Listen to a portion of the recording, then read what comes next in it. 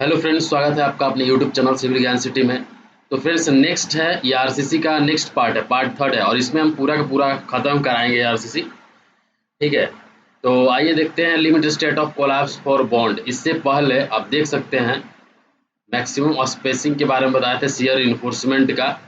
अब इस चैप्टर में हम लोग देखेंगे limit state of collapse for bond, मतलब बॉन्डिंग में कितना स्ट्रेंथ दिया जाए, उसमें मतलब स्ट्रेंथ को कैसे कंसिडर किया जाए।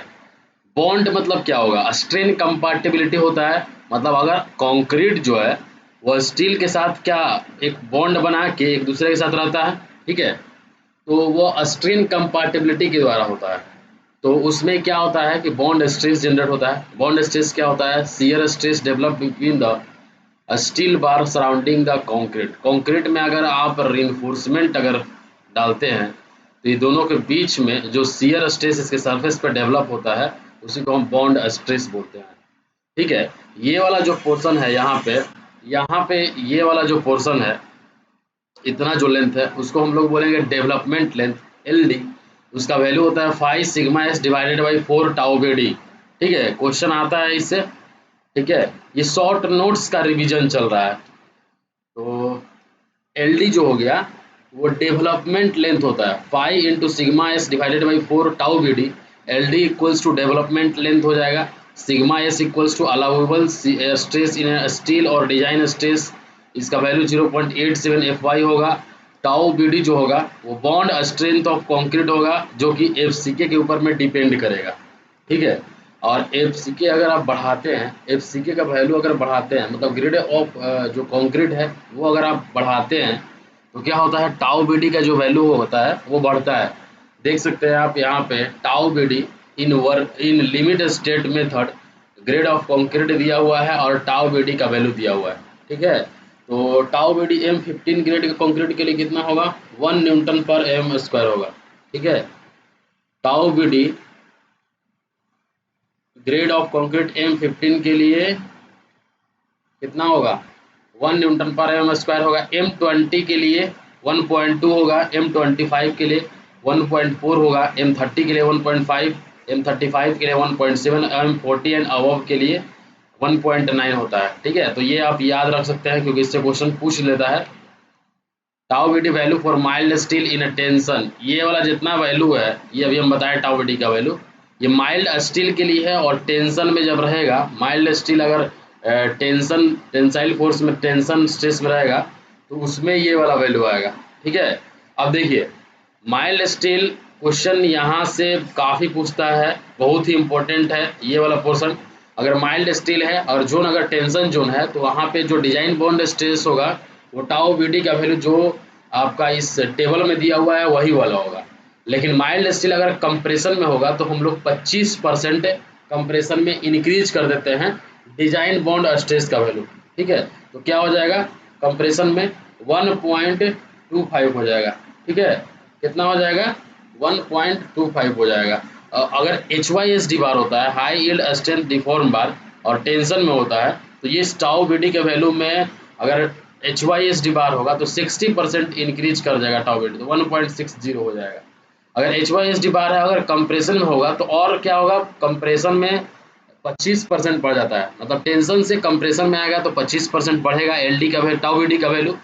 और अगर माइल्ड स्टील से एच वाई एस डी में आएगा तो 60% बढ़ेगा। तो ये दोनों मल्टीप्लाई करेंगे तो एच वाई एस डी अगर कंप्रेशन में रहेगा तो डबल हो जाएगा tau B D. Tau B D का जो वैल्यू टेंशन में माइल्ड स्टील का है उससे डबल हो जाएगा H Y S D compression में। ठीक है, तो ये यहाँ तक समझ में आ गया। ठीक है, अब देखिए यहाँ पे पॉइंट देखिए, development length of each bar of bundled bar shall be that for the individual bar increase by 10% when two bar in a contact। ठीक है, तो अगर दो बार एक साथ कांटेक्ट में होगा तो वहाँ पे 10% उसका जो है इंडिविजुअल लेंथ बढ़ जाएगा, डेवलपमेंट लेंथ 10% बढ़ जाएगा। तीन बार एक साथ कांटेक्ट में होगा तो 20% बढ़ जाएगा, और चार बार अगर एक साथ कांटेक्ट में होगा तो 33% बढ़ जाएगा। ठीक है, अब देखिए एंकरेज इन शियर रिइंफोर्समेंट। शियर रिइंफोर्समेंट में आप रिंग देते हैं। ठीक है, ये आपका रिंग है, रिंग पे आपका कुछ इस तरह से रहेगा। तो यहाँ पे जो इंकरेज का वैल्यू होगा, जो लेंथ यहाँ पे बढ़ता है, वो 90 डिग्री अगर बेंट रहेगा तो उसमें 8 इंकरेज वैल्यू होगा। ठीक है, ये जो वाला जो वैल्यू होगा वो 8 होगा। 135 अगर डिग्री बेंट होगा तो उसमें इंकरेज वैल्यू 6 होगा, और 180 डिग्री बेंट होगा तो उसमें इंकरेज वैल्यू कितना होगा, 4 होगा, 4 होगा। ठीक है, अब वही तरह अगर एंकरेज टेंशन है, टेंसाइल रिइंफोर्समेंट में अगर बात करें एंकरेज, तो उसमें अगर 45 डिग्री बेंड होता है तो एंकरेज वैल्यू 4 हो जाएगा, 90 डिग्री के लिए 8 हो जाएगा, 135 डिग्री के लिए 12 हो जाएगा, और 180 डिग्री के लिए 16 होगा। ठीक है, मतलब यहाँ पे डिग्री बढ़ रहा है तो यहाँ पे फिर 2 से मल्टीप्लाई हो जाएगा, यहाँ पे 3 से मल्टीप्लाई हो जाएगा, और यहाँ से क्या होगा, यहाँ से क्या होगा, 4 से मल्टीप्लाई हो जाएगा। ठीक है, यहाँ से 4 से मल्टीप्लाई होगा। ठीक है, क्लियर है। अब देखिए यहाँ पे जो एल डी का वैल्यू होगा, एक्चुअल वैल्यू, एल डी का जो एक्चुअल वैल्यू होगा जिसको फाइंड करना है, वो एल डी स्ट्रेट बेंडिंग वाला जो एक्चुअल वैल्यू होगा वो स्ट्रेट माइनस एंकरेज वैल्यू करेंगे तो बेंड वाला मेरा क्या निकल जाएगा, डेवलपमेंट लेंथ निकल जाएगा। डेवलपमेंट लेंथ का चेक करने के लिए ये फार्मूला होता है L D not greater then M1/V plus L not. ये फिक्स और कंटिन्यूस सपोर्ट के लिए होता है। किसके लिए होगा, ये आपका फिक्स और कंटिन्यूस सपोर्ट के लिए, फिक्स और कंटिन्यूस सपोर्ट के लिए ये हो जाएगा। सिंपली सपोर्टेड के लिए क्या होगा, एल डी जो डेवलपमेंट लेंथ का वैल्यू होता है not greater then 1.3 M1/V plus L not, ये आप याद रखिएगा। ठीक है, यहाँ पे जो M1 का वैल्यू है वो क्या होगा, moment of resistance of the section assuming all the reinforcement at that section to be stress. ठीक है, ये आपका M1 हो जाएगा। ठीक है, और अगर हम बात करें V का, तो ये VU जो है ये आपका फैक्टर्ड शियर फोर्स है एट द सेम सेक्शन, और एल नॉट जो है वो एंकरेज लेंथ है, और या फिर extension of steel bar in tension. ठीक है, ये आपका एल नॉट हो गया। और फॉर फ्लेक्सुरल बॉन्ड के लिए एल नॉट का वैल्यू 12 और इफेक्टिव डेप्थ, ये दोनों में से जो ज़्यादा होगा वो होगा आपका फ्लेक्सुरल बॉन्ड के लिए। ठीक है, अब आते हैं हम स्प्लाइसिंग ऑफ बार क्या होता है। स्प्लाइसिंग ऑफ, अगर दो बार को एक साथ आपको जोड़ना है, 2 बार है, एक है आपका 36 mm डायमीटर का, एक दूसरा भी है आपका 36 mm डायमीटर का, इसको जोड़ना है तो हम लोग क्या करते हैं, स्प्लाइसिंग करते हैं, मतलब बाइंड कर देते हैं दोनों बार को। अगर डायमीटर 36 mm से ज़्यादा नहीं होगा, 36 mm से अगर ज़्यादा होता है डायमीटर तो वहाँ पे हम वेल्डिंग करते हैं। अगर 36 mm से कम है तो वहाँ पे क्या करेंगे, binding of 2 bar with wire, splicing करेंगे। देखिए, तो यहाँ पे लैप लेंथ क्या होगा, जब स्प्लाइसिंग करेंगे तो फ्लेक्सर टेंशन के केस में जो लैप लेंथ होगा वो एल डी और 35, ये दोनों में से जो ग्रेटर वैल्यू होगा वो आपका लैप लेंथ होगा। इस किस केस में, फ्लेक्सरल टेंशन के केस में। और डायरेक्ट टेंशन के केस में लैप लेंथ क्या होगा, 2D और 35, ये हो जाएगा आपका डायरेक्ट टेंशन के केस में। और कंप्रेशन के केस में एल डी और 24 ये आपका किस केसेस में होगा, कंप्रेशन के केसेस में होगा। ठीक है, अब देखिए जहाँ पे भी आप स्प्लाइसिंग करते हैं तो वहाँ पे bending moment due to load not greater than 50% से ज़्यादा वहाँ पे नहीं होना चाहिए स्प्लाइसिंग। जहाँ पे कि बेंडिंग मोमेंट 50% से ज़्यादा है वहाँ पे स्प्लाइसिंग नहीं कर सकते हैं। अब देखिए, for a bar of diameter D anchorage value of hook is 16D। ठीक है, एंकरेज वैल्यू हुक का कितना हो जाएगा, 16D हो जाएगा। ठीक है, तो ये आपका limit state of collapse for bond complete. ये देखिए limit state of collapse for torsion, मतलब टॉर्सन में अगर स्ट्रक्चर के ऊपर में टॉर्सन लग रहा है, ट्विस्टिंग मूवमेंट लग रहा है, तो उसको उसमें हम कैसे स्ट्रेंथ उसमें देंगे। ठीक है, तो इसके लिए क्या करते हैं, if the member is subjected to primary torsion it must be designed for torsion. ये आपका किस तरह का बीम मिलेगा, कैनोपी बीम और कर्व्ड बीम में आपको ये इस तरह का सिचुएशन मिलेगा। If the beam is subjected to secondary torsion the design is optional for torsion, जैसे कि आपका ग्रिड फ्लोर हो गया, एज बीम हो गया, एंड बीम हो गया। ठीक है, अब देखिए टॉर्सनल स्टिफनेस क्या होता है, torsional stiffness K T equals to T by theta होता है। Torsional stiffness K T equals to T by theta होगा। ठीक है,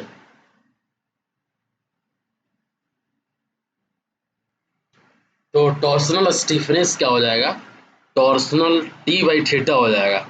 ठीक है, टॉर्सनल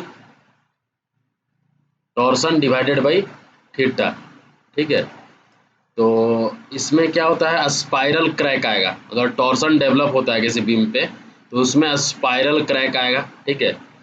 इस तरह का क्रैक आएगा। If the beam is subjected to torsion minimum 4 number of bar are provided at each corner.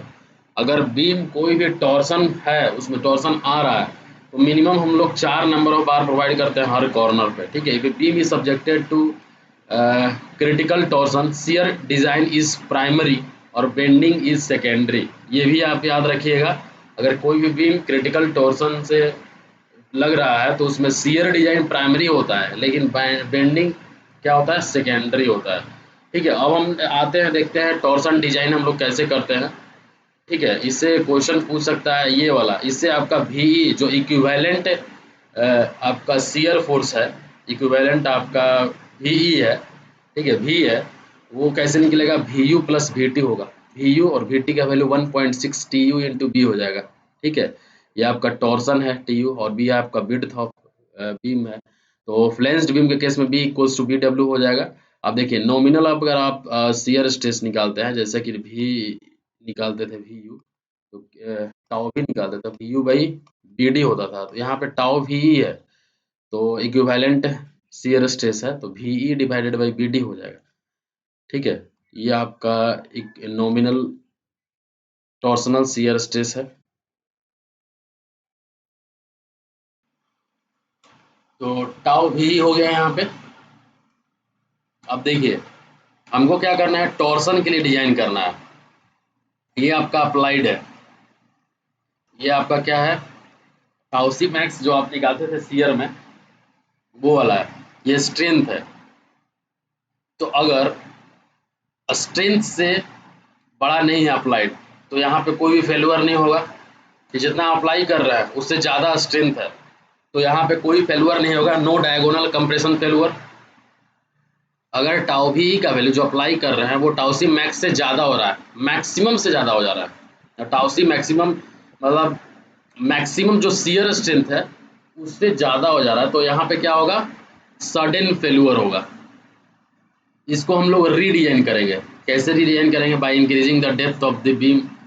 Change in grade is not possible, क्योंकि ग्रेड हम लोग चेंज नहीं करेंगे। मान लीजिए हम 35 ग्रेड का कंक्रीट यूज कर रहे हैं तो उसी को करेंगे, लेकिन डेप्थ हम लोग बीम का कर सकते हैं। विड्थ में भी कोई वैसा फर्क नहीं पड़ेगा, क्योंकि हम लोग हमेशा क्या करते हैं कि आप जितना आपका वॉल का थिकनेस होता है उसी के अकॉर्डिंग बीम भी देते हैं। उससे हो सकता है थोड़ा सा ज़्यादा देते हैं, लेकिन बहुत ज़्यादा विड्थ हम लोग नहीं कर सकते हैं। तो हम लोग इसको कैसे करेंगे, by increasing the depth of beam हम लोग कर सकते हैं, ठीक है। अब देखिए अगर टाउ भी का जो वैल्यू है वो ग्रेटर देन 0.5 टाउ सी हो जाता है, but not greater than tau C, मतलब टाउ सी से ज़्यादा नहीं है। टाउ भी क्या है, अप्लाइड है और ये आपका स्ट्रेंथ है।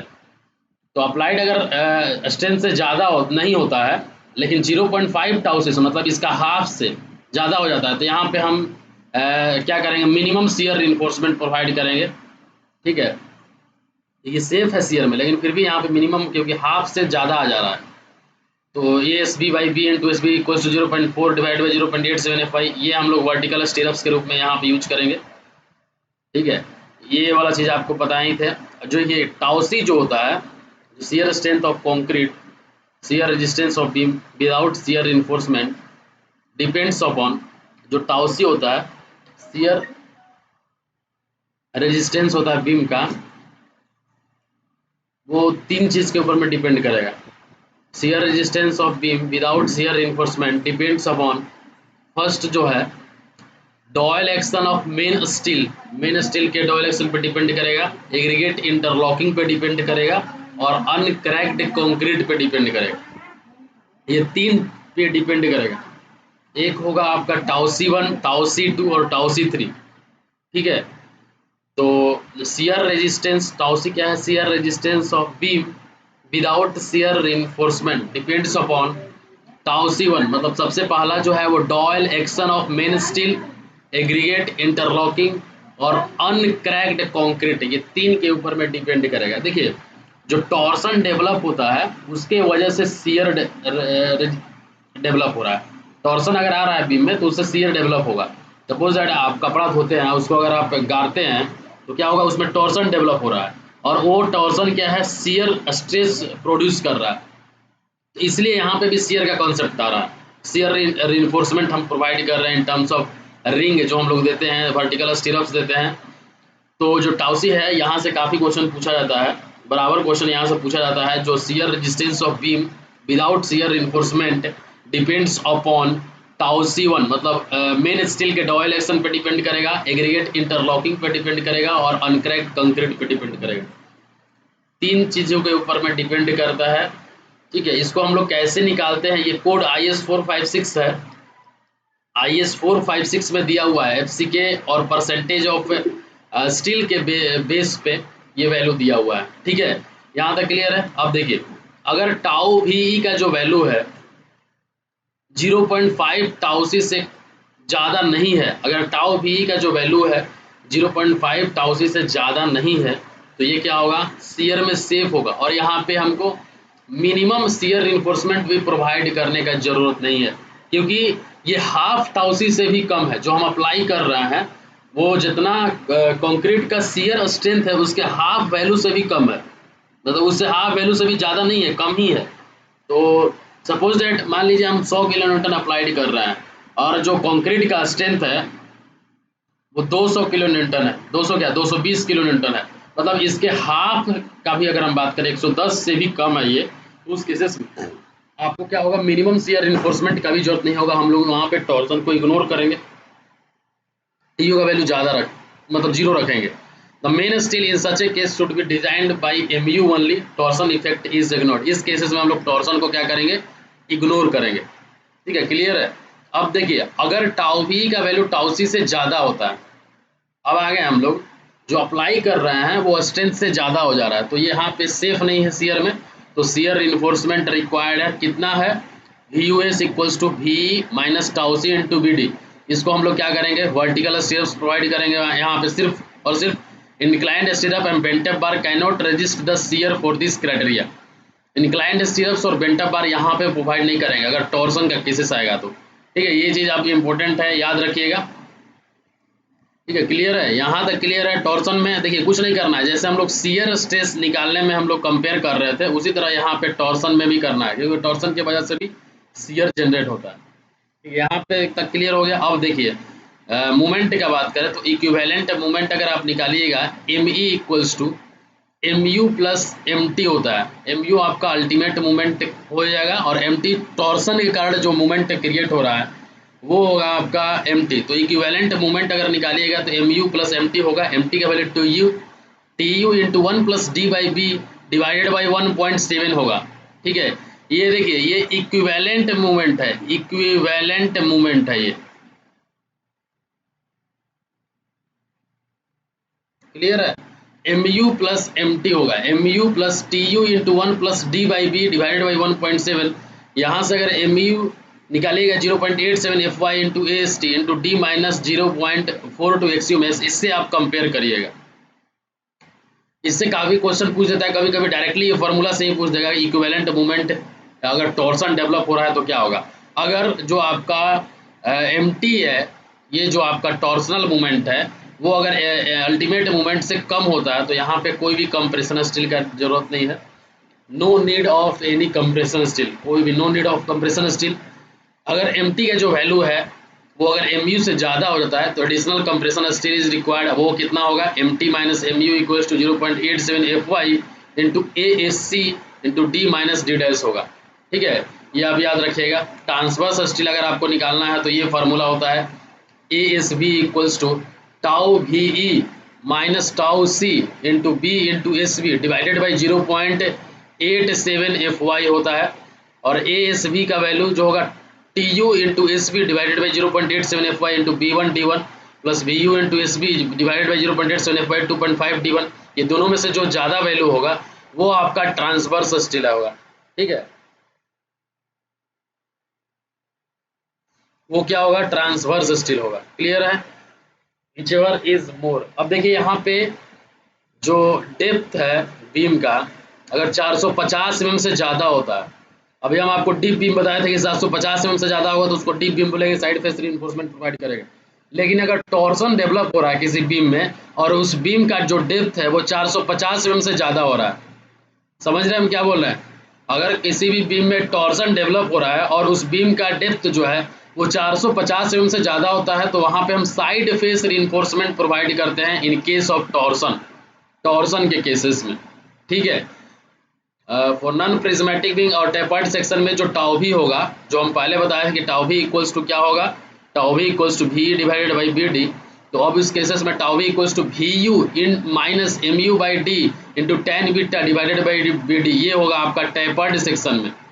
Ten beta equals to difference of depth divided by span, ये हो जाएगा, ठीक है। अब आते हैं limit state of collapse for flexure slab में। देखिए इंपॉर्टेंट है, काफ़ी क्वेश्चन पूछता है यहाँ से स्लैब से, ठीक है, इंपॉर्टेंट है। जितना भी बता रहे हैं शॉर्ट नोट्स में, ये तो हम पूरा का पूरा जो एग्जाम में आपका आने वाला है वही चीज़ हम सिर्फ यहाँ पे डिस्कस कर रहे हैं। सिर्फ पूरा सब्जेक्ट का कोशिश करेंगे कराने का, हर सब्जेक्ट का ऐसे ही शॉर्ट नोट्स, ठीक है। तो आप जरूर जरूर फॉलो करिए। अब देखिए limit state of collapse for flexor और स्लैब, ठीक है। अब देखिए ये क्या होता है, जो भी हम पहले भी बता दें कि लिमिट स्टेट जो होता है वो दो टाइप में क्लासिफाई होता है, एक लिमिट स्टेट ऑफ कोलैप्स और limit state of serviceability. Collapse में हम स्ट्रक्चर के स्ट्रेंथ पे फोकस करते हैं और सर्विसिबिलिटी में हम स्ट्रक्चर के सर्विस कंडीशन पे फोकस करते हैं। अब स्ट्रेंथ किस में, अगर बेंड हो रहा है तो बेंड ना हो, ऐसा हम कोशिश करते हैं। अगर शियर जनरेट हो रहा है तो शियर के कारण जो डिफॉर्मेशन हो रहा है वो ना हो, ये हम देखते हैं। बॉन्ड अगर हो रहा है कंक्रीट और स्टील में तो बॉन्ड ब्रेक ना हो, ये देखते हैं। तो इसीलिए हम limit state of collapse for flexor, limit state of collapse for bond, limit state of collapse for shear, ये सब पढ़ते हैं। तो limit state of collapse for flexor में हम लोग स्लैब देखेंगे, ठीक है। स्लैब आपको पता है कि थीन डायमेंशन होता है, थीन मेंबर होता है जिसका कि दो डायमेंशन एक तीसरे डायमेंशन के कंपेयर में काफ़ी बड़ा होता है। मतलब जो तीसरा डायमेंशन है, थिकनेस वाला जो डायमेंशन है, दो डायमेंशन के कंपेयर में काफ़ी छोटा होता है। क्योंकि आपको पता है ना कि स्लैब जो होता है, मान लीजिए स्लैब है, ठीक है, तो स्लैब में थिकनेस बहुत कम होता है जबकि लंबाई चौड़ाई ज़्यादा होता है, ठीक है। तो एस्पेक्ट रेशियो के हिसाब से सबसे पहले तो हम ये पहचानेंगे कि कौन सा वन वे स्लैब है और कौन टू वे स्लैब है। एस्पेक्ट रेशियो के हिसाब से हम ये पता लगाएंगे कि कौन सा वन वे स्लैब है, कौन सा टू वे स्लैब है। वन वे स्लैब और टू वे स्लैब का जो डिजाइन होता है थोड़ा सा अलग होता है, मतलब इसमें मूवमेंट का कैलकुलेशन अलग होता है, इसमें अलग होता है, ठीक है। इसीलिए वन वे स्लैब और टू वे स्लैब में डिवाइड हुआ है। एक ही स्लैब मतलब बहुत बड़ा स्लैब हो रहा है, उसमें अगर पार्ट वाइज है, एक एक चैम्बर टाइप का ऐसा बना हुआ है, ठीक है, मतलब इस तरह का पूरा स्लैब हो रहा है, ठीक है। और इस स्लैब में आपका ये बीम हो गया, ये आपका पोर्शन हो गया स्लैब, मतलब एक पोर्शन ये हो गया, एक पोर्शन ये हो गया, और ये एक पोर्शन हो गया, ये एक पोर्शन हो गया, ये एक पोर्शन हो गया। तो ये इसी में हो सकता है कि कोई भी ये आपका जो ये वाला पोर्शन है ये आपका वन वे स्लैब हो सकता है, और जो बीच का जो पोर्शन होता है वो टू वे स्लैब हो सकता है, मतलब सेम स्लैब में दोनों हो सकता है, ठीक है। तो L Y by L X का अगर वैल्यू जो है, एस्पेक्ट रेशियो का वैल्यू अगर ग्रेटर देन 2 होता है तो वो कौन सा स्लैब है, वन वे स्लैब है। एल वाई क्या है, longer span of the slab. अगर आपका 4/5 का स्लैब है तो 5 जो है लेंथ जो है एल एल इक्वल्स टू 5, ये आपका एल वाई इक्वल्स टू 5, ये longer span of the slab है। और एल एक्स जो होता है वो आपका शॉर्टर स्पैन ऑफ स्लैब होता है, ठीक है। तो L Y by L X का जो अगर वैल्यू जो है वो अगर ग्रेटर देन 2 होता है तो वो कौन सा स्लैब है, वन वे स्लैब है। और जो प्राइमरी डिजाइन क्राइटेरिया होता है स्लैब का वो डिफ्लेक्शन होता है, डिफ्लेक्शन के लिए हम लोग डिजाइन करते हैं स्लैब में, ठीक है। तो प्राइमरी डिजाइन क्राइटेरिया स्लैब का क्या हो जाएगा, डिफ्लेक्शन हो जाएगा, ठीक है, क्योंकि ये एक थीन मेंबर भी है। अब देखिए L Y by L X का जो वैल्यू है वो अगर लेस देन और इक्वल्स टू 2 होता है, L Y by L X का वैल्यू अगर लेस देन और इक्वल टू 2 होता है तो ये क्या है, टू वे स्लैब है, ठीक है। और इसका जो 4 एडजेसेंट साइड्स है वो सपोर्टेड रहेगा, ठीक है। टू वे स्लैब का कंडीशन क्या है कि एल वाई बाई जो एल एक्स का वैल्यू है वो लेस देन और इक्वल्स टू 2 होना चाहिए, और 4 एडजेसेंट साइड जो है वो सपोर्टेड होना चाहिए। अगर L Y by L X का value less than equals to 2 है और 4 एडजेसेंट साइड सपोर्टेड नहीं है, मतलब जो इसका ये आपका स्लैब है तो इसका ये वाला साइड, ये वाला साइड, ये साइड, ये साइड, ये भी कहीं ना कहीं से सपोर्टेड होगा, इधर से भी, इधर से भी, इधर से भी, तभी उसको हम टू वे स्लैब बोलेंगे। नहीं तो अगर ये कंडीशन भी हो रहा है तो भी हम उसको वन वे स्लैब बोल सकते हैं, अगर ये कंडीशन नहीं हो रहा है तो, ठीक है। और डिफ्लेक्शन जो होता है टू वे स्लैब में स्मॉल होता है as compare to one way slab, for one way slab deflection occur uniformly along its shorter span. ठीक है, वन वे स्लैब में जो डिफ्लेक्शन होता है वो आपका वन वे स्लैब में deflection occur uniformly along its shorter span के अलोंग होता है। So main steel is provided parallel to the shorter span, ये याद रखिएगा। अब देखिए टू वे स्लैब में जो डिफ्लेक्शन होता है वो दोनों डायरेक्शन में होता है। सो मेन स्टील जो होता है वो हम लोग दोनों डायरेक्शन में प्रोवाइड करते हैं, क्योंकि टू वे स्लैब में जो डिफ्लेक्शन होगा occur uniformly in both the direction, तो ये भी चीज़ आपको ध्यान रखना है। अब देखिए यहाँ पे मूवमेंट अगर आप निकालिएगा तो सेम चीज़ यहाँ पे हो, क्योंकि limit state of collapse for flexor ये सेम चीज़ से डिजाइन हो रहा है, तो यहाँ पे भी मूवमेंट ऑफ रेजिस्टेंस जो होगा वो वही होगा 0.148 या फिर 0.138 0.133 FCK BD स्क्वायर। यहाँ पे जो विड्थ होगा वो हम 100 mm करेंगे, एज्यूम करेंगे, क्योंकि स्लैब जो है वो काफ़ी लंबा होता है, तो वहाँ पे हम उतना के लिए नहीं, हम 1 मीटर के लिए एक विड्थ जो है 1 मीटर के लिए डिजाइन करेंगे, मतलब 1000 mm के लिए डिजाइन करेंगे, और यहाँ पे देखेंगे कि थिकनेस कितना आ रहा है स्लैब का। ठीक है, इसके बाद हम एरिया ऑफ स्टील कैलकुलेट करेंगे। ये फार्मूला होता है MU और moment of resistance equals to 0.87 FY into AST into D into 1 minus AST divided by BD into FY by FCK। ये आपका मोमेंट ऑफ रेजिस्टेंस का फार्मूला होता है। ठीक है, इससे आप निकाल सकते हैं एरिया ऑफ स्टील। देखिए स्लैब के केसेस में ये इंपॉर्टेंट है काफ़ी, मिनिमम जो स्टील हम लोग प्रोवाइड करते हैं स्लैब में, अगर HYSD बार है या फिर टॉर स्टील इसी को बोलते हैं, वहाँ पे जब मिनिमम स्टील होगा 0.12% ऑफ BD होगा। अगर माइल्ड स्टील बार है तो यहाँ पे जो मिनिमम स्टील होगा 0.15% ऑफ BD होगा मिनिमम स्टील, और मैक्सिमम स्टील जो होता है मैक्सिमम रीइंफोर्समेंट 4% ऑफ BD होता है। ठीक है, तो ये आप ध्यान रखिएगा। स्पेसिंग का बात करें तो 1000 into AST divided by ST, ये इससे हम लोग स्पेसिंग निकालेंगे, और जो स्पेसिंग होगा वो डायरेक्टली प्रोपोर्शनल होगा 5 का स्क्वायर का S2 by S1 equals to 52 by 51 का स्क्वायर, ये भी याद रखिएगा।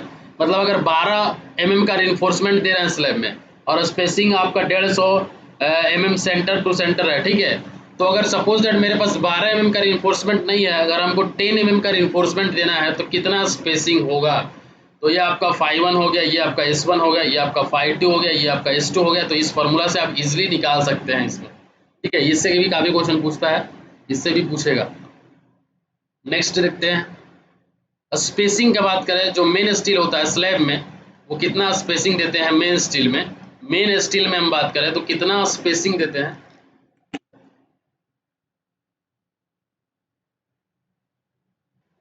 तो स्पेसिंग मेन स्टील में कितना देंगे। ठीक है, यहाँ से भी क्वेश्चन पूछता है।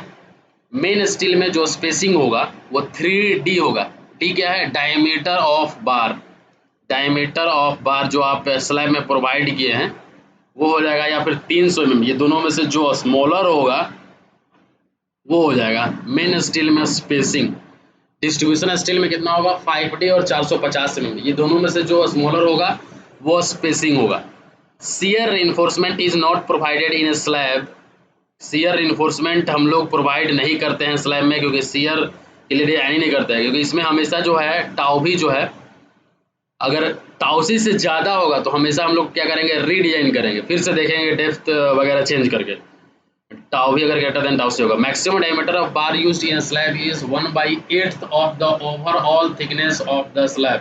जो डायमीटर होता है बार का स्लैब में मैक्सिमम कितना हो सकता है, 1/8 of the overall thickness of the slab. For any consideration we use short span only. For हमेशा हम लोग कंसिडरेशन के लिए हम लोग शॉर्ट स्पैन यूज करते हैं। फॉर टू वे स्लैब के लिए L/D जो है वो इससे ज़्यादा नहीं होना चाहिए रो का वैल्यू से। यहाँ पे K1 K2 और K3 का वैल्यू इक्वल होगा। स्पैन अगर 3.5 मीटर से ज़्यादा नहीं होना चाहिए। लाइव लोड 3 किलोन्यूटन पर मीटर से ज़्यादा नहीं होना चाहिए। अब देखिए यहाँ पे सिंपली सपोर्टेड स्लैब में जो L/D रेशियो होगा वो आपका 35 होना चाहिए Fe250 केस में। HYSD में 0.8 इंटू 35। उसी तरह फिक्स्ड का और कंटिन्यूस बीम में L/D जो होगा वो 40 होगा, और HYSD केस में 0.8 इंटू 40 होगा। ठीक है, better to use mild steel in two way slab for deflection point of view. हम लोग माइल्ड स्टील यूज करेंगे तो ज़्यादा बेटर रहेगा। ठीक है, अब देखिए यहाँ पे अगर मूवमेंट निकालिएगा M X equals to alpha X W into L X का square, M Y equals to alpha Y W into L X ही होता है यहाँ पे। ठीक है, शॉर्ट स्पेन हमेशा हम लोग कंसिडर करते हैं कि यही क्रिटिकल होता है। ठीक है, अब आइए देखिए फ्लैट स्लैब के बारे में। फ्लैट स्लैब क्या होता है, डायरेक्टली कॉलम पे रेस्ट होता है। फ्लैट स्लैब जो होगा यहाँ पे बीम नहीं होता है फ्लैट स्लैब में। Design critical in punching shear, punching shear के लिए डिजाइन होता है। मिनिमम थिकनेस फ्लैट स्लैब का 125 mm होता है। Maximum size of core segregate 1/4 into thickness of the slab हो जाएगा, और maximum size of steel bar 1/8 into आपका थिकनेस ऑफ द स्लैब हो जाएगा।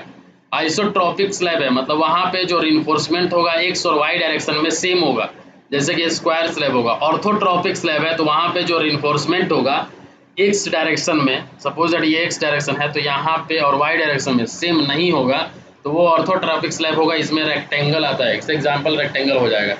ठीक है, अब आते हैं limit state of collapse for compression, मतलब कंप्रेशन में स्ट्रॉन्ग करेंगे। कंप्रेशन में हम लोग कैसे डिजाइन करते हैं वो चीज़ देखेंगे। तो देखिए लेमडा जो होता है स्लेंडरनेस रेशियो होता है, lambda equals to slenderness ratio for RCC. ये क्या हो जाएगा, effective length divided by least lateral dimension होता है। Lambda equals to slenderness ratio equals to effective length divided by least lateral dimension हो जाएगा। अगर effective length divided by least lateral dimension less than और इक्वल्स टू 3 होता है तो वो क्या होगा, पेडिस्टल होगा। और अगर effective length divided by least lateral जो डायमेंशन है अगर ग्रेटर देन 3 होता है तो वो क्या होगा, कॉलम होगा। ठीक है, मतलब effective length divided by least lateral dimension less than equals to 3 होगा तो पेडेस्टल होगा, और effective length divided by least lateral dimension अगर ग्रेटर देन 3 होगा पेडेस्टल होगा, ये लेस देन 3 होगा तो ग्रेटर देन 3 होगा तो कॉलम होगा। और अगर 3 से 12 होता है तो वो शॉर्ट कॉलम होगा, जो कि क्रशिंग के द्वारा फेल होता है, फेल सडनली बाय क्रशिंग। और अगर 12 से 60 होता है effective length bye least lateral dimension तो लॉन्ग और सिलेंडर कॉलम होता है, ये ग्रेजुअली बकलिंग के द्वारा फेल होता है। ठीक है, फेल्स ग्रेजुअली बाय बकलिंग। ठीक है, मिनिमम इसेंट्रिसिटी अगर आपको निकालना है, ई मिनिमम इक्वल्स टू क्योंकि जब हम स्ट्रक्चर को डिजाइन करते हैं, कॉलम को डिजाइन करते हैं तो हम लोग इसेंट्रिसिटी कुछ ना कुछ ले ही के चलते हैं, क्योंकि हम ये नहीं मान सकते हैं कि पूरा का पूरा जो लोड है वो सेंटर पे ही आए। तो E mean equals to L by 500 plus lateral dimension divided by 30 होता है। L by 500 plus D by 30 होता है। ठीक है, तो मिनिमम स्पेसिंग ये हो जाएगा subjected to a minimum of 20 mm। ये पहला नंबर में हो गया, दूसरा नंबर में 20 mm। दोनों में से जो मैक्सिमम वैल्यू आएगा वो हम लेंगे मिनिमम इसेंट्रिसिटी। सपोज दैट इसका वैल्यू 17 mm आ जाता है, इसका अगर ये आप दूसरा नंबर में 20 mm रखना है तो दोनों में से जो मैक्सिमम होगा वो आपका मिनिमम इसेंट्रिसिटी होगा। ठीक है, उतना इसेंट्रिसिटी के लिए आपको डिजाइन करना पड़ेगा।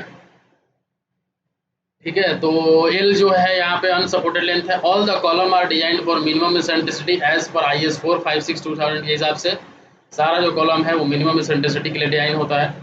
लोड कैरिंग कैपेसिटी अगर कॉलम का आपको निकालना है तो PU equals to load carrying capacity equals to जो आपका कंक्रीट का स्ट्रेंथ है प्लस स्टील का जो स्ट्रेंथ है। तो कंक्रीट का 0.4 FCK into AC area of concrete, और इसमें क्या हो जाएगा, स्टील में 0.67 FY इंटू ASC होगा, 0.67 FY इंटू ASC होगा। अगर helical column with helical reinforcement है, ये column with lateral ties, column with lateral ties का मतलब कि ये आपका कॉलम हो गया, कॉलम में आप इस तरह का लैटरल टाइज दिए हैं। ठीक है, रिंग जो देते हैं वही होता है। और अगर आपका ये कॉलम है सर्कुलर कॉलम है, अगर आप उसमें आप हेलिकल रीइंफोर्समेंट प्रोवाइड करते हैं, हेलिकल टाइज देते हैं, तो वहाँ पे जो लोड कैरिंग कैपेसिटी होता है कॉलम का 5% बढ़ जाता है। 1.05 into 0.4 FCK into AC plus 0.67 FY into AC होता है कॉलम विथ हेलिकल रीइंफोर्समेंट। यहाँ पे जो AC है वो क्या होगा, area of concrete section. Suppose that अगर सर्कुलर है तो π/4d स्क्वायर कर दीजिएगा। ठीक है, अगर स्क्वायर है तो उसका डायमेंशन से आप मल्टीप्लाई कर दोगे और ये आपका एरिया ऑफ कंक्रीट हो जाएगा। आप ऐसे भी निकाल सकते हैं AC equals to AG gross area minus area of steel. ठीक है, तो इस तरह से भी निकाल सकते हैं AG minus AC gross area minus area of steel. ठीक है, और यहाँ पे अगर मिनिमम स्टील का बात करें तो जो मिनिमम स्टील होता है वो 0.8% ऑफ BD लेते हैं और मैक्सिमम स्टील 6% ऑफ BD लेते हैं, लेकिन प्रैक्टिकली देखा जाए तो 4% ऑफ BD होता है। ठीक है, तो ये आप ध्यान रखिएगा, मिनिमम स्टील मैक्सिमम स्टील। ठीक है, क्लियर है। यहाँ पे अगर ग्रॉस एजी निकालना है, ग्रॉस एरिया, तो 300/300 का है तो 300/300 हो जाएगा। 300 एम डायमीटर का है तो π/4 × 300 होगा ग्रॉस एरिया। अगर वही कंक्रीट का एरिया निकालना है तो आपका स्टील का एरिया माइनस कर दीजिएगा ग्रॉस एरिया में से, तो कंक्रीट का एरिया निकल जाएगा। वर्किंग स्ट्रेस में अगर आपको लोड कैरिंग कैपेसिटी निकालना है तो sigma CC into AC plus sigma SC into ST होता है। ये आपका कंक्रीट का स्ट्रेंथ होगा। ये आपका क्या हो जाएगा, ये ऑलरेडी हम वर्किंग स्ट्रेस मेथड में सिग्मा सीसी बताए थे कि FCK/4 होगा, और ये सिग्मा CBC क्या होगा, FCK/3 होगा। ठीक है, सिग्मा SC भी हम बताए थे कि कितना होता है, mild steel permissible stress in mild steel SY/SD, सब में हम बताए थे कि कितना होता है स्टील का स्ट्रेस। ठीक है, तो ये हो जाएगा आपका। तो इस तरह से आप लोड कैरिंग कैपेसिटी निकाल सकते हैं इसका। अब देखिए, कॉलम के केसेस में अगर आपका रेक्टेंगुलर कॉलम है, रेक्टेंगुलर अगर कॉलम है तो इस केसेस में जो मिनिमम नंबर ऑफ बार होता है, रेक्टेंगुलर में 4 होता है। सॉरी, ये स्क्वायर है तो 4 हो जाएगा, रेक्टेंगुलर में 4 होगा, सर्कुलर में 6 होगा, और आपका हेक्सागोनल तो हर एक इसके कॉर्नर पे होगा 6 होगा, ऑक्टागोनल 8 होगा। मतलब पॉलीगन होगा तो ईच कॉर्नर पे 1 होगा, ऑक्टागोनल होगा तो ईच कॉर्नर पे 1, तो 8 हो गया, हेक्सागोनल होगा तो 6 हो गया, और आपका सर्कुलर हो गया उसमें भी 6 होता है। ठीक है, अब देखिए कॉलम में हम लोग मिनिमम 12 mm का डायमीटर का बार हम लोग प्रोवाइड करते ही करते हैं, उससे कम नहीं कर सकते हैं। Minimum 12 mm 5 is provided in A column to avoid buckling को अवॉइड करने के लिए, इसलिए ये रूल्स रखा गया है। ये आपका स्पेसिफिकेशन है कि 12 mm से कम का नहीं प्रोवाइड करना है कॉलम में। मिनिमम नॉमिनल कवर आपके कॉलम में 40 mm होना चाहिए। ठीक है, अब हम ट्रांसवर्स स्टील में देखेंगे कि जो टाइज हम लोग देते हैं, टाइज क्या होगा, ये आपका कॉलम का रिइंफोर्समेंट हो गया। ठीक है, ये कॉलम का रिइंफोर्समेंट हो गया, तो कॉलम के रिइंफोर्समेंट में ये आपका टाइज लगा रहता है। तो टाइज का अगर आप डायमीटर देखिएगा तो ट्रांसवर्स स्टील केसेस में डायमीटर ऑफ टाइज क्या होगा, 1/4 ऑफ 5 लार्जेस्ट लॉन्गिट्यूडनल और 6 mm, ये दोनों में से जो ग्रेटर वैल्यू होगा वो आपका डायमीटर ऑफ टाइज हो जाएगा। ठीक है, मतलब 1/4 × 5 ऑफ लार्जेस्ट लॉन्गिट्यूडनल, और दूसरा नंबर में 6 mm, ये दोनों में से जो भी ज़्यादा होगा वो आपका ट्रांसवर्स स्टील होगा। ठीक है, 1/4 ऑफ 5 लार्जेस्ट लॉन्गिट्यूडनल और दूसरा 6 mm, दोनों में से जो ग्रेटर वैल्यू होगा वो आपका हो जाएगा। ठीक है, पिच का बात करें तो पिच जो होगा वो होगा आपका list lateral dimension plus 16 × 5 of largest और 300 mm और 48 × 5 ऑफ टाइज। ठीक है, ये आपका चारों में से जो स्मॉलर वैल्यू होगा वो आपका पिच हो जाएगा। पिच क्या है, दोनों के बीच का, दो टाइज के बीच का स्पेसिंग होता है। तो ये आप याद रखिएगा, लिस्ट लैटरल डायमेंशन 16 × 5 लार्जेस्ट और 300 mm और 48 × ये 5 जो टाइज का डायमीटर लिए, ये वाला, ये आपका लार्जेस्ट लॉन्गिट्यूडनल बार जो आपके कॉलम में दिए उससे मल्टीप्लाई करेंगे। ठीक है, ये आपका हो गया ट्रांसवर्स स्टील में। अगर आपका ट्रांसवर्स स्टील हेलिकल है, लैटरल टाइज नहीं है, हेलिकल है, हेलिकल मतलब इस तरह का है। ठीक है, इस तरह का है, तो इस तरह के केसेस में आप क्या करिएगा, जो डायमीटर होगा 1/5 ऑफ 4 लार्जेस्ट लॉन्गिट्यूडनल यही होगा, मतलब डायमीटर तो वही होगा लेकिन पिच में डिफरेंस आ जाएगा। पिच जो होगा not greater then 75 mm, 1/6 of 5 of 4 not less then 25 mm, not less then 3 × 5 × h और 5, इसमें से जो स्मॉलर वैल्यू होगा वो क्या हो जाएगा, पिच हो जाएगा। पिच के लिए हम लोग कैसे चेक करेंगे, तो VH/VC ग्रेटर देन और equals to 0.36 AG/AC -1 into FCK/FI होता है। ये इससे हम लोग पिच चेक करते हैं। Coefficient of reduction for long column के लिए रिडक्शन फैक्टर कितना होता है, 1.25 - L effective divided by 48 × D, ये भी आप याद रखिएगा। देखिए यहाँ पे जो VH है ये क्या है, वॉल्यूम ऑफ हेलिकल रिइंफोर्समेंट है, VC क्या है, वॉल्यूम ऑफ कोर है, AG क्या है, ग्रॉस क्रॉस सेक्शन एरिया है, AC क्या है, एरिया ऑफ कोर है। ठीक है, अब यहाँ पे अगर आप VH निकालना है तो pi into phi C minus phi H equal into 1/4 π/4 phi H का स्क्वायर, ये आपका वॉल्यूम ऑफ हेलिकल रिइंफोर्समेंट आ जाएगा। मतलब ये आपका area into length pi D, ये आपका वॉल्यूम ऑफ हेलिकल रिइंफोर्समेंट आ जाएगा। उसी तरह वॉल्यूम ऑफ कोर निकालना है तो AC इंटू 1 करेंगे, π/4 इंटू फाई एच का स्क्वायर इंटू 1 करेंगे। अगर डायमीटर अगर आपका कोर का निकालना है तो D जो आपका पूरा का पूरा जो आपका डायमीटर है -2 इंटू कवर करेंगे तो कोर का डायमीटर निकल जाएगा। ठीक है, तो ये हो गया आपका चेक फॉर पिच। ठीक है, तो यहाँ तक हो गया।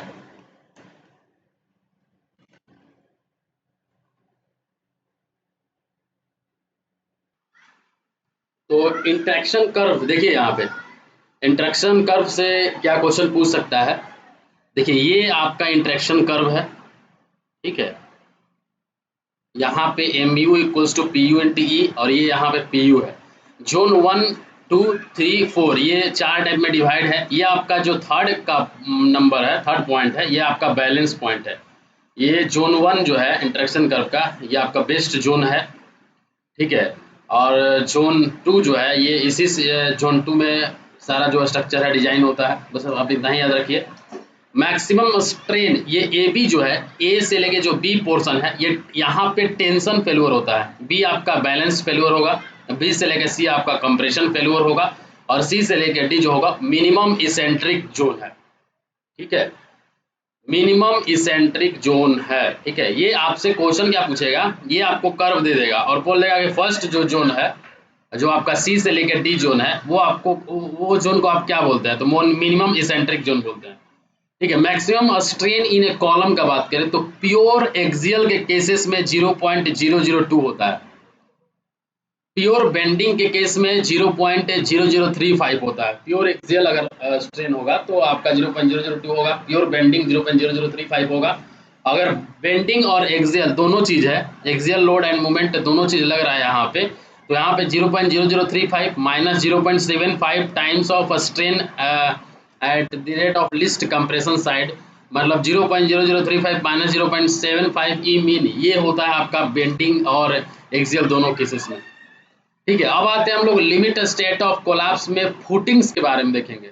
मिनिमम डेप्थ ऑफ जो फाउंडेशन होता है वो 500 mm होता है, ठीक है। मिनिमम डेप्थ ऑफ फाउंडेशन का बात करें, minimum age thickness of footing is 150 mm अगर वो सॉइल के ऊपर में है तो, और अगर वो पाइल पर है तो minimum age thickness of footing कितना होगा, 300 mm होगा ओवर द पाइल, अगर वो पाइल पे है तो, ठीक है। अब देखिए यहाँ पे ये वाला जो पोर्शन है,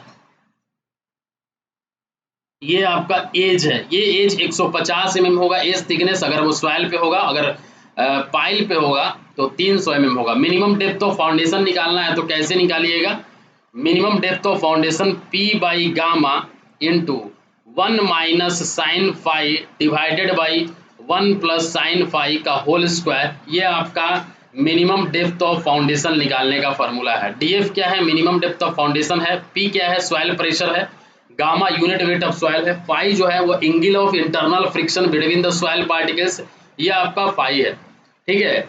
अब देखिए यहाँ पे पीसीसी में कोई भी रिइंफोर्समेंट नहीं होता है। यहाँ पे देखिए ये टेन अल्फा का जो वैल्यू होगा नॉट लेस देन और equals to 0.900 Q not divided by F C K plus 1 होगा। क्यू नॉट जो होगा सेफ बियरिंग कैपेसिटी होगा, ये आपका एंगल एज और इसके बीच में, बेस के बीच में जो एंगल होगा वो tan alpha not less than 0.900 Q not divided by F C K plus 1 होगा, ठीक है। आते हैं नेक्स्ट, ठीक है। ये चीज आप याद रखिएगा कि in pedestal the reinforcement is provided as 0.15% of gross cross section area irrespective of grade of steel, कोई भी टाइप का स्टील होगा आप उसमें जो रिइंफोर्समेंट प्रोवाइड करिएगा वो 0.15% ही प्रोवाइड करिएगा।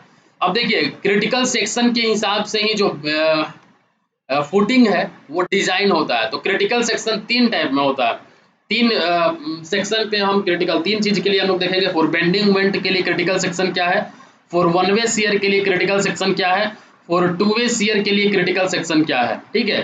तो अगर हम बेंडिंग मोमेंट का बात करें, फॉर बेंडिंग मोमेंट, तो at the face of the column, column के फेस पर, at the face of column, column के फेस पर बेंडिंग मोमेंट होता है। यहाँ पे जो mu होगा वो Q not into B divided by 8 into B minus B का होल स्क्वायर होगा।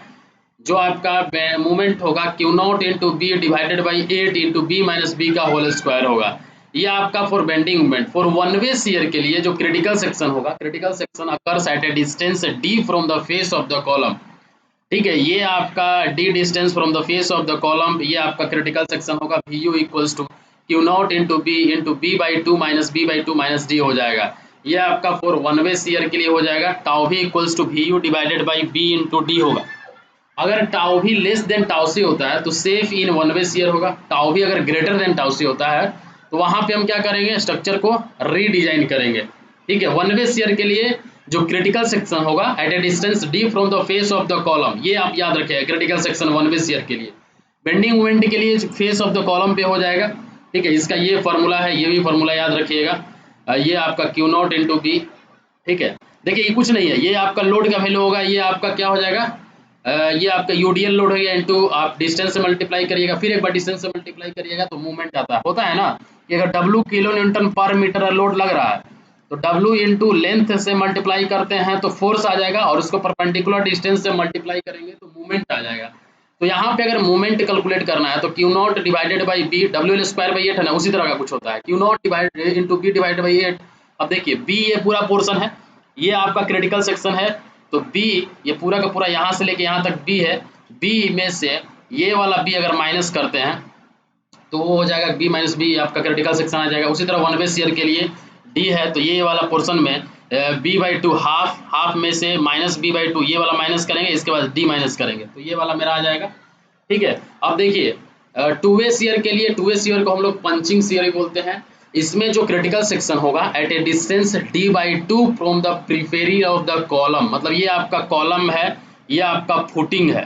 ठीक है, कॉलम के से डी बाई टू, इधर से भी डी बाई टू, इधर से भी डी बाई टू, इधर से भी डी बाई टू, ये पूरा चारों तरफ जो हो जाएगा डी बाई टू, तो V U equals to Q not into B minus B plus D into B plus D, ये आपका वी यू हो जाएगा। ठीक है, यहाँ पे अगर टाउ भी निकालते हैं तो V U divided by B D, B not into D होगा। बी नॉट के जगह पे हम क्या लिख सकते हैं, ये आपका पेरीमीटर है तो होता है ना 4 इंटू साइड्स होता है, तो 4 इंटू बी प्लस डी हो जाएगा, तो इससे आप निकाल सकते हैं। यहाँ पे टाउ सी इक्वल्स टू जो स्ट्रेंथ होगा कंक्रीट का के S into tau dash C हो जाएगा, के एस इक्वल्स टू हो जाएगा 0.5 प्लस बीटा सी, ये एक से ज़्यादा नहीं होना चाहिए, बीटा सी हो जाएगा आपका short side of the column divided by long side of the column. ठीक है, अब देखिए ये क्वेश्चन इंपॉर्टेंट है, tau dash C 0.16 root F C के, ये डायरेक्टली एग्जाम में पूछा हुआ क्वेश्चन है। ये वर्किंग स्ट्रेस मेथड में होता है, 0.25 एफ सी के जो होता है ये लिमिट स्टेट मेथड में होता है टाउ सी डैश का वैल्यू, और बीटा सी आपको पता है short side of the column divided by long side of the column. ठीक है, अगर टाउ भी का वैल्यू लेस देन टाउ सी होगा मतलब जो अप्लाइड होगा वो कम होगा तो सेफ होगा, अगर ज़्यादा होगा तो क्या होगा, सेफ नहीं होगा, वहाँ पे हम लोग क्या करेंगे, रीडिजाइन करेंगे। ठीक है, क्लियर है। देखिए फुटिंग है, limit state of collapse for footing, यही हम लोग डिस्कस कर रहे हैं, इसमें हम लोग क्रिटिकल सेक्शन के में देख रहे हैं। आप क्रिटिकल सेक्शन में अगर फुटिंग डिजाइन करिएगा तो ये क्रिटिकल सेक्शन हो गया फॉर बेंडिंग मोमेंट के लिए, फॉर वन वे शियर के लिए, फॉर टू वे शियर के लिए, सब इक्वेशन से आप जो है डायमेंशन निकाल लीजिएगा और उसी के अकॉर्डिंग जो है वो डायमेंशन होगा। ठीक है, अब देखिए यहाँ पे ये आप एक चीज याद रखिए कि लॉन्ग टर्म जो मॉडुलस ऑफ इलास्टिसिटी होता है EC equals to EC divided by 1 plus theta, ये बहुत ही पूछता है एग्जाम में, EC divided by 1 plus theta, EC आपका 5000 रूट एफ सी हो जाएगा, और थीटा जो है वो क्रीप कोफिशिएंट है जो कि creep strain by elastic strength का फॉर्मूला हो जाएगा। और देखिए 7 डेज के लिए जो क्रीप कोफिशिएंट होगा वो 2.2, 28 डेज के लिए 1.6 और 1 ईयर के लिए 1.1 होता है। ठीक है, ड्यू टू श्रिंकेज जो एस होगा K3 pi sigma L square होगा। ठीक है, तो ये आपका ये उतना जरूरी नहीं है, इसको आप स्किप करिए। अब देखिए ये यहाँ से क्वेश्चन पूछेगा, यहाँ से इस पेज से क्वेश्चन, देखिए जितना भी बता रहे हैं ना आपसे सबसे क्वेश्चन पूछेगा, क्योंकि ये डायरेक्टली पॉइंट ही बता रहे हैं, क्वेश्चन का ही एकदम क्वेश्चन ही बता दे रहे हैं, समझिए। डिफ्लेक्शन लिमिट क्या बात करते हैं, तो डिफ्लेक्शन हमेशा याद रखिएगा कि आरसीसी डिजाइन में स्पैन बाई 250 होता है और स्पैन बाई 350 होता है। ठीक है, अगर आपसे फाइनल डिफ्लेक्शन पूछ देता है फिनिशिंग के बाद, ठीक है, टोटल डिफ्लेक्शन, तो उसका लिमिट होता है स्पैन बाई 350 और 20 mm, दोनों में से जो कम वैल्यू होगा वो हो जाएगा। ठीक है, तो ये हमेशा याद रखिएगा स्पैन बाई 250, और आपका जो सॉरी स्पैन बाई 250 होता है फाइनल डिफ्लेक्शन और टोटल डिफ्लेक्शन, टोटल डिफ्लेक्शन, और dead load plus finishing plus partition ये सब हम कंसीडर करेंगे तो स्पैन बाई 350 और 20 mm, ये दोनों में से जो कम होगा वो होगा। ठीक है, अब देखिए ये वाला slenderness limit for a beam और सिंपली सपोर्टेड और कंटिन्यूअस बीम के लिए जो सिलेंडरनेस लिमिट होगा वो होगा आपका 60B और 250B स्क्वायर बाई डी, ये दोनों में से जो स्मॉलर होगा वो होगा। ये किसके लिए है, सिंपली सपोर्टेड और कंटिन्यूअस के लिए है। कैंटिलीवर के लिए कितना होगा 25b और 100b²/d। इसमें से जो ये दोनों में से जो स्मॉलर वैल्यू होगा वो आपका सिलेंडरलेस लिमिट फॉर बीम्स, ये आप याद रखिएगा। सिंपली सपोर्टेड के लिए 60b और 250b²/d स्मॉलर वैल्यू होगा, दोनों में से 25b और 100b²/d इसमें से स्मॉलर वैल्यू होगा। ठीक है, सबसे क्वेश्चन पूछेगा सिलेंडरलेस लिमिट फॉर कॉलम के लिए अगर हम बात करें, वो बीम के लिए था ऊपर में, कॉलम के लिए बात करें तो L not greater then 60 LLD और दूसरा जो है L not greater then 100b²/d। ये आपका सिलेंडरलेस लिमिट फॉर कॉलम्स होगा, दोनों में से जो लेसर वैल्यू होगा उसको हम लोग कंसीडर करेंगे। क्रैक विड्थ देखिए, क्रैक विड्थ कितना अलाउड होता है, तो माइल्ड कंडीशन में 0.3 mm अलाउड होता है और एग्रेसिव और सीवर इन्वायरमेंट में जहाँ पे कि केमिकली जो इफेक्ट करे वहाँ पे 0.1 mm होता है क्रैक विड्थ अलाउड होता है। ठीक है, इससे ज़्यादा अलाउड नहीं रहता है। ठीक है, तो ये आप चीज़ ध्यान रखिएगा। अब देखिए span to effective depth ratio, cantilever के भी केस में 7, 20, 26 हम ये बताए थे। कैंटिलीवर में 7, सिंपली सपोर्टेड में 20 और कंटिन्यूअस में 26। ये 10 मीटर के स्पैन के लिए है। अगर 10 मीटर से ज़्यादा का स्पैन होता है तो 10 बाई स्पैन इंटू 7 हो जाएगा, 10 बाई स्पैन इंटू 20 हो जाएगा, 10 बाई स्पैन इंटू 26 हो जाएगा कंटिन्यूअस में। ठीक है, span to effective depth ratio ये भी क्वेश्चन पूछता है। L/D है, इसमें से K1, K2, K3 ये मॉडिफिकेशन फैक्टर है, इससे हम लोग मल्टीप्लाई करते हैं। अगर बहुत सारा इफेक्ट हम लोग कंसिडर करते हैं, ये जो वैल्यू है L/D का, ये K1, K2, K3 और ये आपका जो लिमिट है 7, 20, 26 उससे ज़्यादा नहीं होना चाहिए। तो K1 जो है modification factor for tensile steel है। ठीक है, K2 जो है modification factor for compression steel है और K3 जो है मॉडिफिकेशन फैक्टर फॉर फ्लैंज्ड बीम है। ठीक है, परसेंटेज ऑफ स्टील अगर बढ़ेगा तो K1 का वैल्यू क्या होगा, कम होगा। तो K1 का वैल्यू अगर कम होगा तो आपका P का वैल्यू, परमिसिबल जो वैल्यू है L/D रेशियो, ये भी कम होगा, क्योंकि K1 तो मल्टीप्लाई है, डायरेक्टली प्रोपोर्शनल है, तो एक्चुअल जो डिफ्लेक्शन होगा वो इंक्रीज करेगा। ठीक है, K2 जो है modification factor for compression steel, अगर परसेंटेज ऑफ कंप्रेशन स्टील बढ़ेगा तो K2 भी बढ़ेगा। ठीक है, तो P भी बढ़ेगा, एक्चुअल डिफ्लेक्शन जो होगा वो कम होगा। मॉडिफिकेशन फैक्टर फॉर फ्लैंज्ड बीम है, अगर BW/BF बढ़ेगा तो K3 भी बढ़ेगा, P भी बढ़ेगा, डिफ्लेक्शन क्या होगा, कम होगा। ठीक है, ये चीज़ आप ध्यान रखिएगा। अब आते हैं हम लोग प्री स्ट्रेस कंक्रीट के बारे में देख लेते हैं थोड़ा सा। ठीक है, बहुत ही इंपॉर्टेंट चीज़ बता रहे हैं, इससे भी क्वेश्चन पूछेगा। प्री स्ट्रेस कंक्रीट में क्या होता है, देखिए अगर आप आरसीसी बीम बनाते हैं, सपोज दैट उसका डेप्थ अगर आप डिजाइन किए और उसका डेप्थ आ गया आपका 1 मीटर, सपोज दैट 1 मीटर आ गया डेप्थ, तो आप निकाले वैल्यू मोमेंट ऑफ रेजिस्टेंस से, अगर उसका डेप्थ 1 मीटर आ गया तो इतना ज़्यादा डेप्थ का बीम पॉसिबल नहीं है देना। उतना ही जो है अगर आप प्री स्ट्रेस कंक्रीट का बीम बनाते हैं तो हो सकता है यही 1 मीटर जो है वो 200 mm में रिप्लेस हो जाए। तो इसीलिए हम लोग क्रॉस सेक्शन जो है, जो सेक्शन होता है उसको रिड्यूस करने के लिए हम लोग प्री स्ट्रेस कंक्रीट बनाते हैं। प्री स्ट्रेस कंक्रीट में होता क्या है, जैसे आरसीसी में क्या होता है, स्टील जो है वो टेंशन को रेजिस्ट करता है और जो कंक्रीट होता है वो कंप्रेशन को रेजिस्ट करता है। इसमें क्या करते हैं हम लोग, प्री स्ट्रेस कंक्रीट में हम लोग का एक टेंडन होता है, ठीक है, एक मतलब वायर बार होता है, उसी को हम लोग खींचते हैं, खींच के ये पूरा जो कंक्रीट में हम लोग कंप्रेशन प्रोड्यूस करते हैं, मतलब ऐसा कर देते हैं कि उसमें फुल्ली कंप्रेशन हो, टेंशन हो ही ना। तो जो ये कंक्रीट है फुल सिर्फ और सिर्फ कंप्रेशन को रेजिस्ट करेगा। और ये जो इसका काम क्या रहेगा, इसका काम इनिशियली जो है कंप्रेशन जो है पूरे सेक्शन में कंप्रेशन जनरेट करना, ये इस टेंडन का काम हो जाएगा। ठीक है, तो प्री स्ट्रेस्ड मतलब पहले से हम स्ट्रेस देते हैं इस रिइंफोर्समेंट पे, ताकि इस पूरे सेक्शन में कंप्रेशन प्रोड्यूस हो। इसी यही होता है आपका प्री स्ट्रेस कंक्रीट बीम। ठीक है, prestress concrete in RCC steel act as a passive role, in PSC prestress concrete steel act as a active role. क्योंकि शुरू में ही एक्टिव रोल इसलिए हम लिखा हुआ है क्योंकि जो स्टील है यहाँ पे कंप्रेशन प्रोड्यूस करता है पूरे के पूरे सेक्शन में। ठीक है, ताकि जो कंक्रीट है वो कंप्रेशन में स्ट्रांग है तो वो जल्दी रेजिस्ट कर पाए। प्री टेंशन में पहले हम लोग बार को टेंशन करते हैं, बाद में कंक्रीट प्लेस करते हैं। पोस्ट टेंशन में पहले कंक्रीट प्लेस करते हैं और बीच में गैप छोड़ देते हैं, बाद में जाके क्या करेंगे, इस यहाँ पे टेंडन प्रोवाइड करेंगे। क्या होता क्या है कि जैसे ही आप इस टेंडन को पूरा तरीका से खींचते हैं, सपोज दैट आप खींच रहे हैं, इतना खींचे, इसके बाद जब आप छोड़ते हैं तो क्या होगा, इसके अंदर वाइब्रेशन होगा और ये पूरी तरह से जो कंक्रीट इसके ऊपर में प्लेस रहेगा उसको जकड़ देगा। मतलब एक तरह समझिए कि अगर इस पे आप लोड भी अप्लाई कर रहे हैं तो फुल्ली कंप्रेशन में डेवलप हुआ है तो कंप्रेशन रेजिस्ट कर पाएगा। तो प्री टेंशन में क्या होता है, प्री टेंशन में पहले आप इसको आप खींच लीजिएगा, बाद में कंक्रीट प्लेस करिएगा। तो इसमें आपको क्या है, कंक्रीट का जो ग्रेड है वो ज़्यादा रखना पड़ेगा, क्योंकि हो सकता है आप जब छोड़ेंगे इसको, मान लीजिए प्री टेंशन में पहले ही से आप क्या किए, इसको स्ट्रेच कर दिए, बाद में कंक्रीट प्लेस किए, तो जैसे ही आप कंक्रीट प्लेस करिएगा तो हो सकता है इसके वजह से कंक्रीट उखड़ जाए, इसलिए हम लोग ज़्यादा ग्रेड का कंक्रीट देते हैं, जो इसका क्या स्ट्रेंथ 40 MPa हो जाएगा। पोस्ट टेंशन में पहले ही क्या करेंगे, हम लोग कंक्रीट को प्लेस कर देंगे और बाद में हम लोग इस बार को खींचेंगे। तो पहले ही कंक्रीट प्लेस कर देंगे तो उसमें स्ट्रेंथ पहले से आ जाएगा, इसलिए हम यहाँ पे इसमें कम ग्रेड का कंक्रीट यूज किए हैं M30 का। तो पोस्ट टेंशन में M30 और प्री टेंशन में M40 ग्रेड का कंक्रीट यूज करते हैं, ठीक है।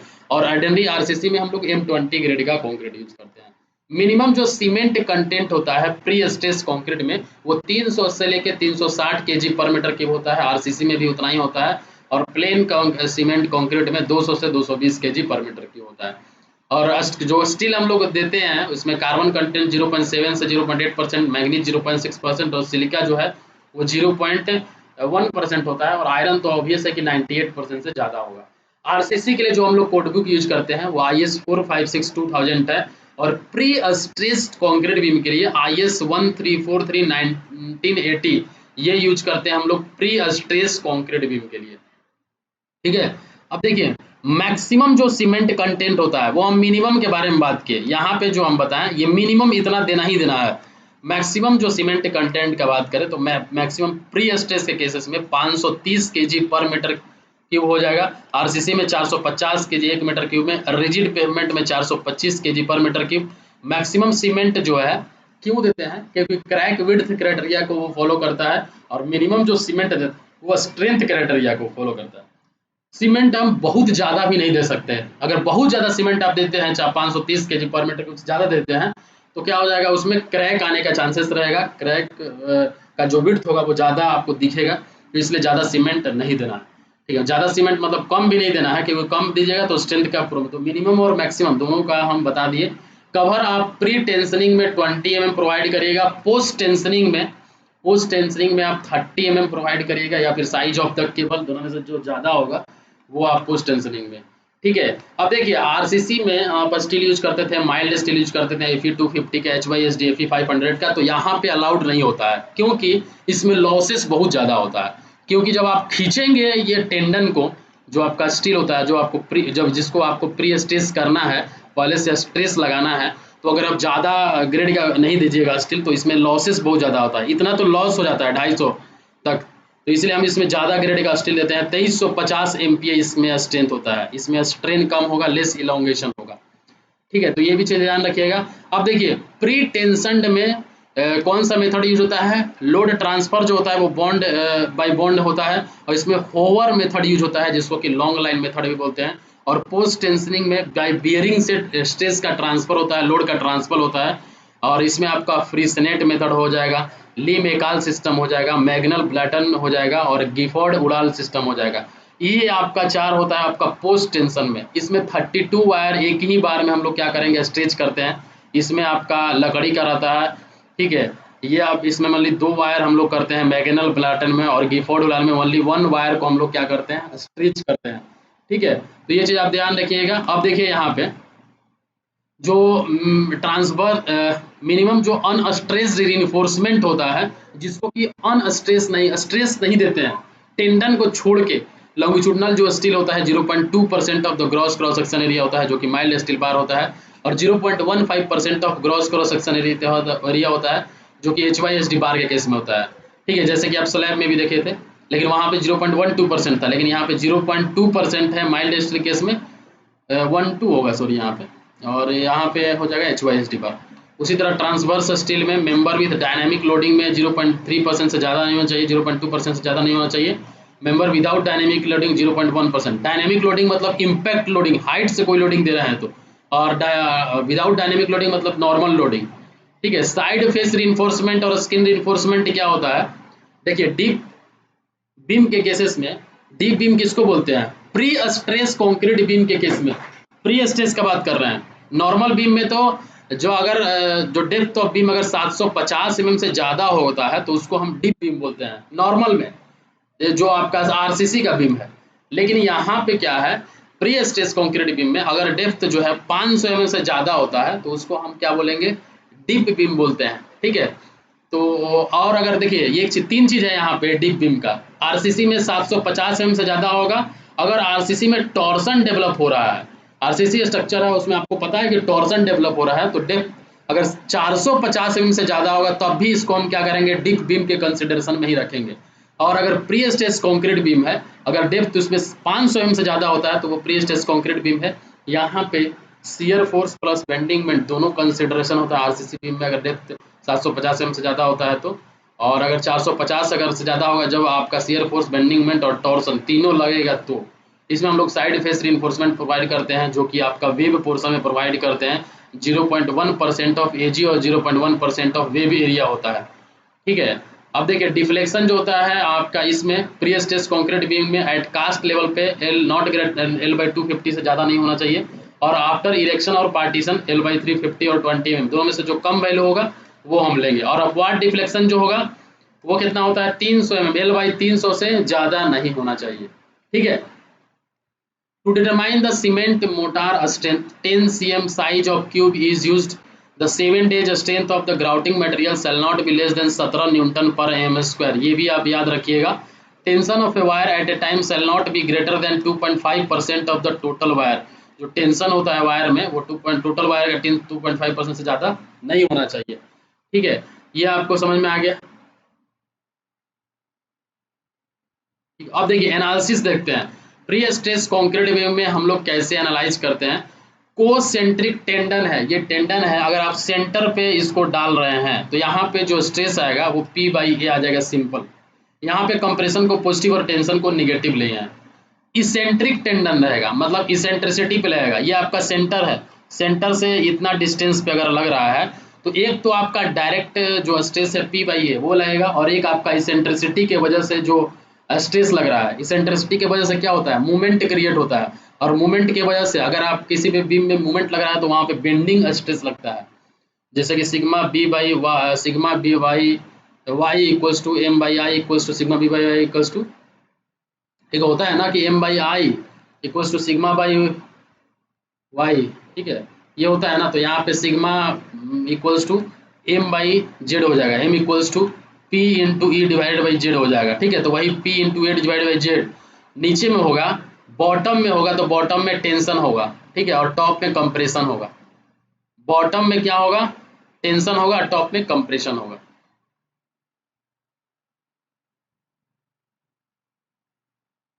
इसेंट्रिक टेंडन में, ठीक है, इसेंट्रिक टेंडन विथ लोड, अगर लोड भी है, ठीक है, अगर लोड भी है तो क्या होगा? P/A और आपका माइनस प्लस P/Z, और अगर आपका लोड है तो लोड मूवमेंट की जगह पे एम डेड लोड का मूवमेंट लिख देंगे डिवाइडेड बाई जेड, और अगर लाइव लोड है तो लाइव लोड का मूवमेंट डिवाइडेड बाई जेड। अब ये प्लस माइनस का क्या कंसेप्ट है अभी आप देख लीजिए। सपोज दैट क्या होता है, होता क्या है, ये आपका क्या है, ये आपका प्री स्ट्रेस कंक्रीट बीम का सेक्शन है। यहाँ पे अगर आप टेंडन डालते हैं, इसको प्रेस करते हैं तो ये कैसे मुड़ेगा? ये आपका कुछ इस तरह से मुड़ेगा, ऐसे मुड़ेगा। मतलब ऊपर में क्या हो रहा है? टेंशन हो रहा है, और नीचे में क्या हो रहा है? कंप्रेशन हो रहा है। तो टेंशन में आप निगेटिव लिखिएगा और कंप्रेशन में क्या लिखिएगा? पॉजिटिव लिखिएगा। तो अगर ये लोड लग रहा है, ये लोड लग रहा है, तो ये लोड लगेगा तो ये ऐसे होता है, ऐसे बेंड होगा, ऐसे बेंड होगा, तो नीचे में क्या होगा? टेंशन होगा, और ऊपर में क्या होगा? कंप्रेशन होगा। ठीक है, तो दोनों रिवर्स हो रहा है, दोनों के केसेस में रिवर्स हो रहा है। एक बार अगर टेंशन हो रहा है इसेंट्रिसिटी के वजह से, ये आपका सेंटर है तो सेंटर पे ये आपका इसेंट्रिसिटी एक की वजह से अगर प्लस हो रहा है तो इसमें माइनस होगा, और इसमें माइनस होगा तो इसमें प्लस होगा। देख सकते हैं, तो इसीलिए यहाँ पे क्या हुआ है कि इसेंट्रिक टेंडन विथ लोड है, तो यहाँ पे माइनस है तो यहाँ पे प्लस हो गया, यहाँ पे प्लस हो गया, नीचे में प्लस है तो इधर माइनस हो गया, इधर माइनस हो गया। ठीक है, अब ये एक चीज़ याद रखिएगा कि इसेंट्रिसिटी के वजह से बेंडिंग स्ट्रेस डेवलप होता है, तो M/I equals to sigma by Y होता है। तो यहाँ से अगर आप बेंडिंग स्ट्रेस निकालते हैं सिग्मा इक्वल्स टू तो एम बाई जेड लिखना होगा, क्योंकि आई बाई वाई क्या होता है, जेड होता है, तो एम बाई जेड हो जाएगा। इस केसेस में क्या होगा, एम डी बाई, अगर डेड लोड का मूवमेंट ले रहा है तो एम डी बाई जेड हो जाएगा, लाइव लोड का मूवमेंट ले रहा है तो एम एल बाई जेड हो जाएगा। ठीक है, तो ये हो गया resultant stress due to prestress, only prestress, तो P by A minus plus P by Z हो जाएगा। ठीक है, अब देखिए आपका जो सी लाइन होता है along which the pre-stressing cable is placed in girder, वो आपका सी लाइन होता है along which pre-stress cable is placed। देखिए जिसके प्री-स्ट्रेस जो केबल है वो जहाँ पे प्लेस होता है वो आपका सी लाइन हो गया। पी लाइन क्या होता है, बेंडिंग मोमेंट को फॉलो करता है P line. Shift of P line और फ्रॉम सी लाइन, शिफ्ट कितना हो जाएगा, L equals to M by P हो जाएगा। एम यहाँ पे bending moment due to external load और पी क्या होगा, प्री स्ट्रेसिंग फोर्स होगा। ठीक है, फॉर नो टेंशन कंडीशन, जो नेगेटिव स्ट्रेस होता है, मिनिमम स्ट्रेस अलाउड, वो हो जाएगा 0 आपका। ठीक है, to ensure durability of pre-stressed concrete exposed to the sea water, the maximum water cement ratio specified by IS 1343 0.45 होता है। ठीक है, ये चीज हम डिस्कस कर चुके थे कि प्री टेंशन में hover method, long line method system use होता है, और पोस्ट टेंशन में आपका फ्रिसनेट मेथड, मैग्नेल ब्लैटन मेथड, ठीक है, गिफोर्ड उलाल सिस्टम, ये सब होता है। फ्रिसनेट मेथड में 32 वायर को हम लोग एक ही बार में क्या करते हैं, टेंशन में करते हैं, खींचते हैं, इसमें लॉसेस कम होता है, और इसमें इंड एंकरेज होता है और कोन वेज होता है। मतलब जो इसका लास्ट वाला जो पॉइंट है, जो इंड का पॉइंट है, encourage consist of cylinder of good quality concrete and is provided with, ठीक है, करेक्शन एट द आउटसाइड। ठीक है, तो ये आपका, आप ये इतना याद रखिएगा, फ्रिसनेट मेथड पोस्ट टेंशनिंग में यूज होता है। मैग्नल ब्लैटन मेथड जो है वो आपका पोस्ट टेंशनिंग में यूज होता है। यहाँ पे सिर्फ और सिर्फ 2 वायर को एट ए टाइम हम लोग क्या करते हैं, स्टिच करते हैं। यहाँ पे लॉसेस जो होता है ज़्यादा होता है, इंड एंकरेज फ्लैट प्लेट्स होता है मैग्नल ब्लैटन मेथड में। ये क्लियर है, मतलब इतना देखिए, क्वेश्चन क्या पूछ देगा कि फ्रिसनेट मेथड में कौन सा मेथड यूज करते हैं, तो ये आप इसको स्किप मत करिएगा, क्या इस तरह का नाम है तो नहीं याद कर पाएंगे, सब याद करना है। ठीक है, अब देखिए यहाँ पे तीसरा नंबर गिफोर्ड उलाल में, इसमें एक ही वायर को हम लोग स्ट्रेच करते हैं, इसमें लॉसेस बहुत ज़्यादा होता है। ली मेकाल सिस्टम में use only for pre stress would के लिए यूज होता है, इसमें एंड एंकरेज जो होगा वो नट और बोल्ट होगा। ठीक है, अब देखिए ये आपका कर्न पॉइंट में स्ट्रेस जो है मिनिमम स्ट्रेस 0 कर देते हैं। लॉसेस में अब हम बात करें तो लॉसेस ऑफ प्री स्ट्रेस में, तो losses of stress due to elastic deformation, delta sigma equals to M into F C होगा। ठीक है, एम जो है वो आपका मॉडुलर रेशियो होगा, और एफ सी जो होगा वो maximum stress in a concrete. Losses of pre stress, जैसे आप प्री स्ट्रेस में टेंडन को अगर आप खींचते हैं तो क्या होगा, उसमें लॉसेस होता है, तो वो लॉसेस जो है वो आपका कैसे निकालिएगा, तो सबसे पहला उसमें जो लॉस है, losses of stress due to elastic deformation. जब आप खींचते हैं तो उसमें डिफॉर्मेशन होता है, तो वो कितना लॉसेस होगा, तो डेल्टा सिग्मा अगर आपको निकालना है, लॉसेस इन स्ट्रेस, स्ट्रेस में लॉस हो रहा है ड्यू टू इलास्टिक डिफॉर्मेशन, तो एम इंटू एफ सी हो जाएगा। M modular ratio, F C जो होगा मैक्सिमम स्ट्रेन इन कॉन्क्रीट कितना हो जाएगा, P by A plus P into A, ये एम बाई आई, और वाई की जगह पे ई ही लिख दिया है। ठीक है, देखिए ये वाला वैल्यू कैसे आता है, हम इसके बारे में डिस्कस कर रहे हैं। ठीक है, होता क्या है कि आपको पता है कि m by I equals to sigma by Y होता है, ये आपका बेंडिंग स्ट्रेस है, ये आपका एक्सट्रीम फाइबर डिस्टेंस है, ये मूवमेंट है, ये मूवमेंट ऑफ इनर्शिया है, ये आपका सेंटर से लेके यहाँ तक का डिस्टेंस जो है ये y है। सपोज दैट m के जगह पे, मूवमेंट के जगह पे हम फोर्स इंटू इसेंट्रिसिटी डिस्टेंस कर दिए, तो p into E divided by I equals to sigma by y की जगह पे भी हम इसेंट्रिसिटी ही रख दिए, सपोज दैट यहाँ पे है तो ये आपका इसेंट्रिसिटी हो गया, ई लिख दिए। तो अब क्या होगा, आपका सिग्मा का value P into E divided by I into E हो जाएगा, ये आपका मैक्सिमम स्ट्रेस हो जाएगा, तो P by A into P into E divided by आई, ऐसे होता है। ठीक है, अगर प्री टेंशन मेंबर है तो लॉसेस क्या होगा, N into M into F C हो जाएगा। और पोस्ट टेंशन मेंबर के लिए अगर साइमल्टेनियसली अगर आप टेंशनिंग करते हैं तो लॉसेस जो है वो 0 होगा, और सक्सेसिवली मतलब एक के बाद दूसरा, फिर तीसरा, फिर चौथा, ऐसे अगर आप टेंशनिंग करते हैं, खींचते हैं, तो लॉसेस जो होगा वो होगा n into N minus one divided by 2 into M into F C, ये हो जाएगा आपका सक्सेसिव टेंशनिंग में। परसेंटेज लॉस कितना होगा, delta sigma divided by sigma naught into 100, ये आपका परसेंटेज लॉस होगा। ठीक है, losses of stress due to shrinkage of concrete कितना होता है, E C S into E S होगा। ई सी एस जो है आपका श्रिंकेज स्ट्रेन है, जिसका वैल्यू 3 इंटू 10 टू द पावर -4 होता है प्री टेंशनिंग के लिए। पोस्ट टेंशनिंग के लिए कितना होगा, 2 into 10⁻⁻4 divided by log to the base 10 t+2 हो जाएगा आपका पोस्ट टेंशनिंग के लिए। यहाँ पे t जो हो जाएगा वो एज हो जाएगा डेज में, और ES जो हो जाएगा वो modulus of elasticity 2 into 10⁵ newton per M square होगा। ठीक है, प्री टेंशनिंग में श्रिंकेज स्ट्रेंथ 3 इंटू 10⁻⁻4 होगा, और पोस्ट टेंशनिंग में 2 into 10⁻⁻4 divided by log to the base 10 plus T into t+2 हो जाएगा। ठीक है, सिग्मा नॉट जो हो जाएगा वो P/A हो जाएगा, force by area of the wire हो जाएगा। ठीक है, ये आपका हो जाएगा। अब देखिए यहाँ पे ये आपका पहला जो लॉस हो गया, losses due to elastic shortening हो गया। दूसरा जो लॉस हो गया, losses due to shrinkage of concrete हो जाएगा। और आपका जो ये आप तीसरा चौथा जो है, तीसरा जो नंबर है वो losses due to creep of concrete. Creep of concrete के वजह से जो लॉसेस होगा उसमें आपका दो टाइप का मेथड होता है, दो तरह से निकालते हैं। एक होता है अल्टीमेट क्रीप स्ट्रेन मेथड, और दूसरा नंबर होता है क्रीप कोफिशिएंट मेथड। तो अल्टीमेट क्रीप स्ट्रेन मेथड जो होगा delta sigma equals to ECC, ये आपका क्रीप के द्वारा जो स्ट्रेन लग रहा है जिसका की वैल्यू यूनिट स्ट्रेन हम लोग लेते हैं 1 newton per M square into FC stress in a concrete into modulus of elasticity हो जाएगा। ठीक है, और क्रीप कोफिशिएंट मेथड में ये आपका अल्टीमेट क्रीप स्ट्रेन मेथड है। क्रीप कोफिशिएंट मेथड में हम क्रीप कोफिशिएंट से मल्टीप्लाई करते हैं इंटू M इंटू FC से। क्रीप कोफिशिएंट कितना होगा, EC/EC हो जाएगा, ultimate creep strain divided by elastic creep strain हो जाएगा। तो यहाँ से आप निकाल सकते हैं delta sigma equals to 5 into M into FC हो जाएगा। अब ड्यू टू एंकरेज स्लिप के द्वारा जो आपका लॉसेस होता है वो होता है डेल्टा, ये आपका डेल्टा हो जाएगा into ES divided by L होता है, ये आपका एंकरेज स्लिप के वजह से होता है। ठीक है, एंकरेज स्लिप के वजह से delta into ES into L हो जाएगा।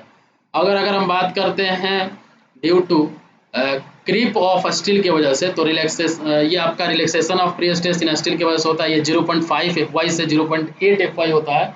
ये 2 से लेके 8% होता है टोटल प्री स्ट्रेस का। ये क्रीप ऑफ स्टील जो होता है रिलैक्सेशन, जैसे कि मान लीजिए आप खींचे इसको, इस टेंडन को अगर आप खींचे स्ट्रेच किए, तो अगर आप जो इसे छोड़िएगा तो ये रिलैक्स होगा, तो रिलैक्स होगा तो जो इसमें स्ट्रेस का लॉसेस होगा वो 2 से 8% होता है टोटल प्री स्ट्रेस लॉसेस के।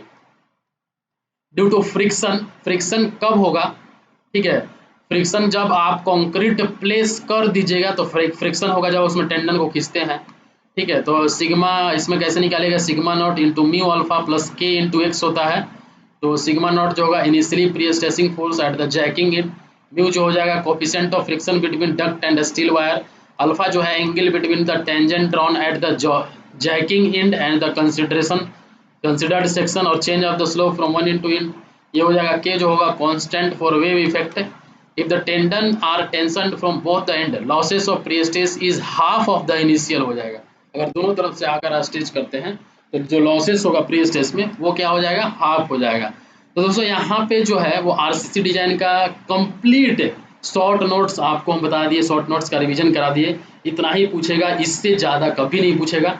अब पूरा वीडियो जो है 2-3 बार देखिए, आपको जरूर समझ में आएगा क्लियरली। इसका जो PDF है ऑलरेडी टेलीग्राम ग्रुप में मिल गया है। ठीक है, इसके बाद हम नेक्स्ट सब्जेक्ट जो है वो स्टार्ट करेंगे। ऐसे ऐसे करके आप रिवीजन करिए, आपका जल्दी से जल्दी रिवीजन होगा। ऐसे ही हम बोलते थे रिवीजन करने के लिए। ठीक है, तो आई होप ये वीडियो आपको अच्छा लगा होगा। अच्छा लगा होगा तो जरूर से जरूर लाइक करिए। ठीक है, बिना लाइक किए मत जाइएगा। अगर आप पूरा वीडियो तीनों पार्ट देखे हैं तो जरूर लाइक करके जाइएगा। ठीक है, वीडियो जितना ज़्यादा हो सके शेयर करिए, थोड़ा सा सपोर्ट करिए आप लोग। ठीक है, thank you for watching this video, have a nice day.